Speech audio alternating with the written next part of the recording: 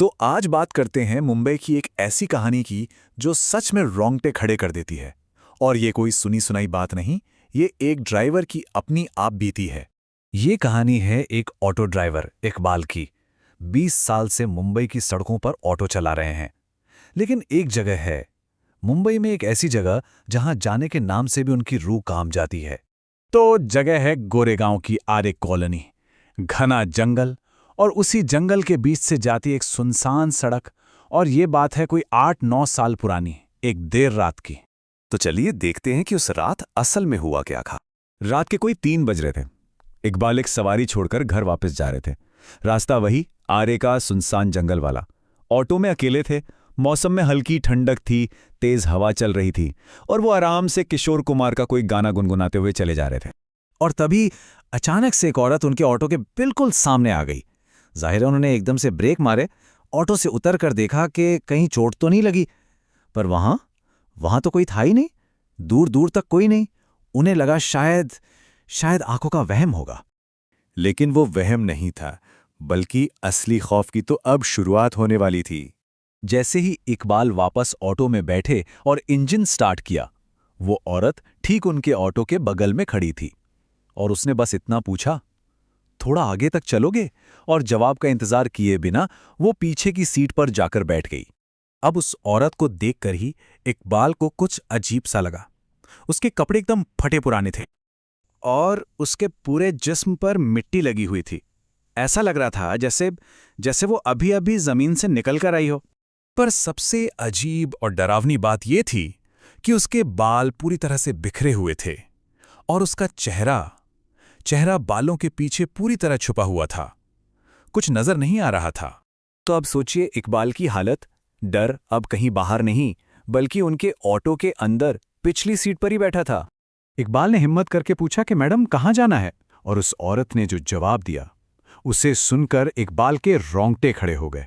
उसने कहा, आगे एक शमशान है, बस वहां। इकबाल ने घबराकर रियर व्यू मिरर में देखा।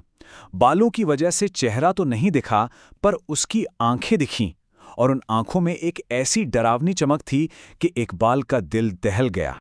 और ठीक उसी वक्त हवा का एक तेज झोंका आया।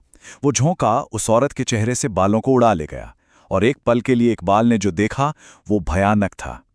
वो चेहरा इंसान का नहीं था, एक गला हुआ, बिल्कुल सड़ चुका चेहरा। बस वो एक पल ही काफी था।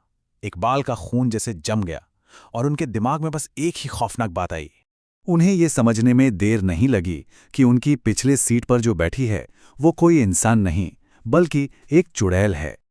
अब इसके बाद जो हुआ वो और भी ज्यादा अजीब था। इकबाल ने जब वहां से भागने की कोशिश की तो देखिए क्या हुआ। घबराहट में इकबाल ने ऑटो की रफ्तार बढ़ाई, पर तभी ऑटो खुद ब खुद बंद हो गया। वो जल्दी से उतरे, ऑटो को ठीक करने लगे। इस दौरान उन्होंने पीछे मुड़कर देखने की हिम्मत तक नहीं की। जब ऑटो स्टार्ट हुआ और उन्होंने अंदर देखा तो पिछली सीट खाली थी। वो औरत जा चुकी थी। लेकिन इससे पहले कि वो राहत की सांस लेते, उनके बगल से एक दूसरा ऑटो गुजरा और उस ऑटो की पिछली सीट पर वही औरत बैठी थी। इकबाल ने जैसे तैसे वहां से ऑटो भगाया और सीधा घर पहुंचे।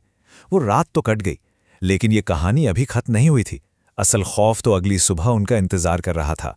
अगले दिन खबर आई कि रात को आरे कॉलोनी में एक ऑटो का बहुत बुरा एक्सीडेंट हुआ। और जब इकबाल ने पता किया तो उनके पैरों तले जमीन खिसक गई। वो ठीक वही ऑटो था जिसमें उन्होंने रात को उस औरत को जाते हुए देखा था। और उस ऑटो के ड्राइवर की मौके पर ही मौत हो चुकी थी। और बस इसी एक घटना ने आरे कॉलोनी की उस पुरानी किंवदंती को और भी मजबूत कर दिया। वो कहानी जो वहां सबने सुन रखी है कि रात के अंधेरे में एक सफेद साड़ी वाली चुड़ैल आरे की सड़कों पर घूमती है। तो सवाल ये उठता है कि आरे कॉलोनी की ये कहानी, इसमें कितनी सच्चाई है? क्या यह सिर्फ एक ऑटो ड्राइवर का वहम था, या फिर एक ऐसी खौफनाक हकीकत का सबूत जो आज भी उन अंधेरी सड़कों पर किसी का इंतजार कर रही है?